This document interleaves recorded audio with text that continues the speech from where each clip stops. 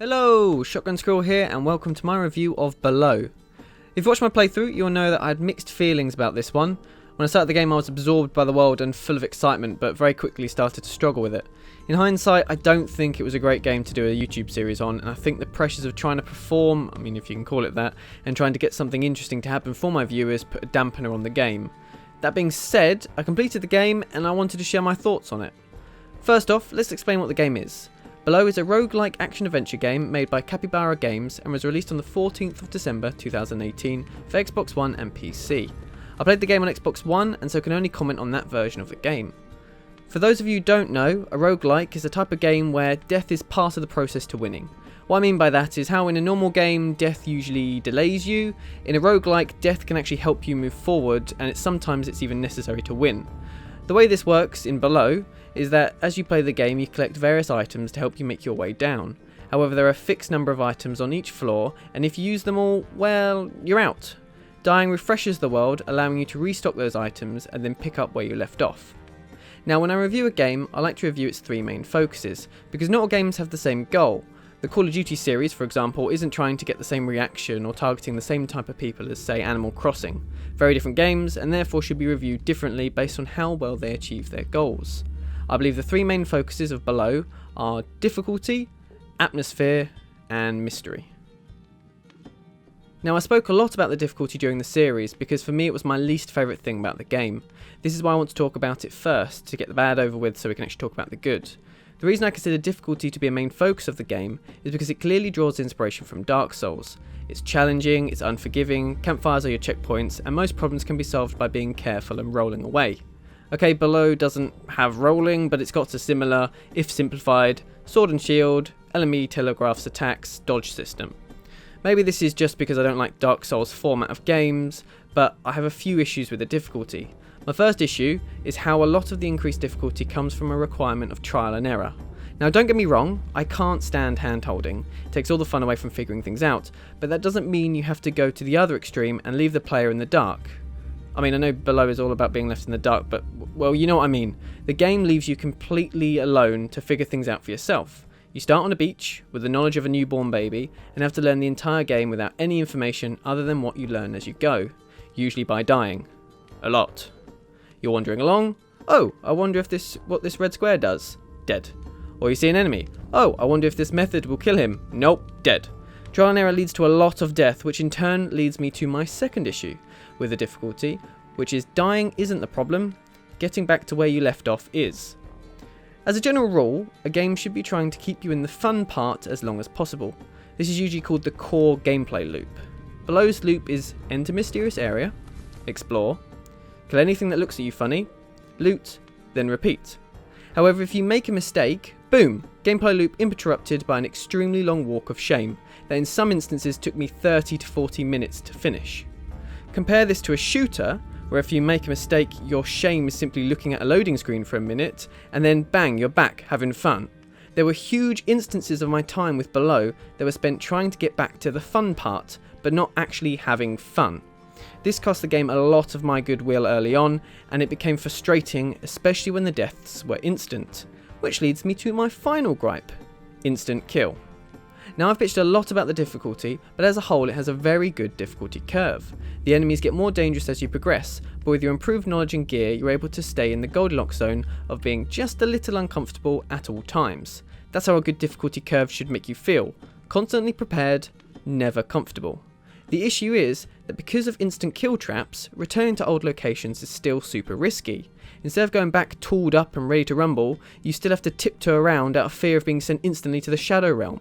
Instant kill should never be in a game with a 30-minute reset time. Over 50% of my deaths in the game were because of something that killed me instantly. No 1 second mistake, like being slightly too close to a square on the floor, should lead to a 30-minute reset time. Not just 30 minutes to reset, but 30 boring minutes to reset. This is only compounded when the best defense to avoid instant death is to be slow and careful, meaning that the reset time must be longer if you want to decrease your chances of dying a second time. And it's not like the game doesn't know this, because the last few levels replace the instant kill traps with simple damage traps because they know it would be super cheap to make you reset when you're that deep below. Moving away from the negative, let's talk about the main focus of the whole game and the thing that Below does best. Atmosphere. From gameplay to sound design, Below nails the mysterious, ominous atmosphere it's going for. Actually, let's just list a few ways Below does atmosphere. For starters, you are really zoomed out from your character, like RTS levels of zoomed out. You'd think this would give you a huge advantage in a top-down game because of your viewing range, but nope. Once you get underground, the whole area is covered in a fog that only actually lets you see a small area around your character. So instead of feeling like you can see for miles, you just feel overwhelmed and surrounded by mystery. I can't talk about atmosphere without mentioning the sound. The sound in this game is incredible, and the music fits every situation perfectly, constantly making you feel tense and under pressure, unless you're in your pocket camp, in which case you get a bit of levity. Even just the different types of lift get you pumped up or nervous about the next level. Actually, screw it. The sound is important, so I'll shut up for a bit and just let you listen.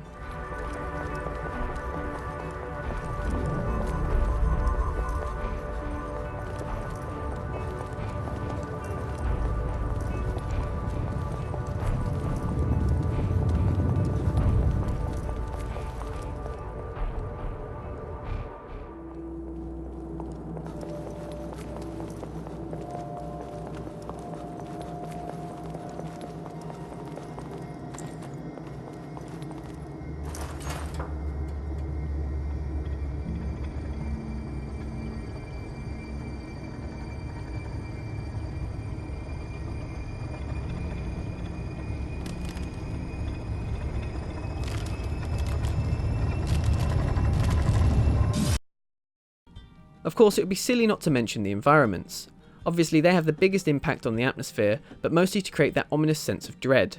Creating creepy and scary environments isn't all that hard. Want something spooky? Boom! Throw down some skulls and candles and you've got a spooky place. But Below achieves something much harder: mystery and awe. You don't just cover the floor with skulls, because after 5 minutes the player's over it.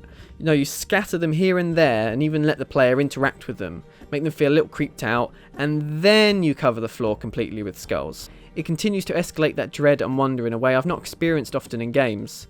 That's just one example, but everywhere you go in this game, there is evidence of hard work and thought that's gone into Below's environments. I toyed around with the third focus of this game for a while. For the most part, this game is difficulty and atmosphere.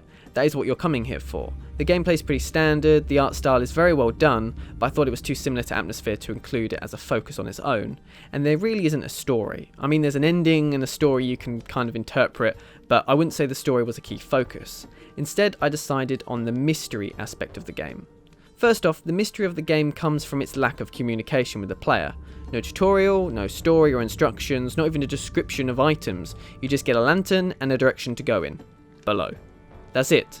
Now on paper that sounds really cool, and I think that's what the game developers were thinking when they started building it. We can't tell the player anything. Everything must be a mystery. And for a good chunk of the game this works, but I just think it goes too far. As I stated in the difficulty section, because you have to learn everything through trial and error, you end up not trying things, because they often get you killed.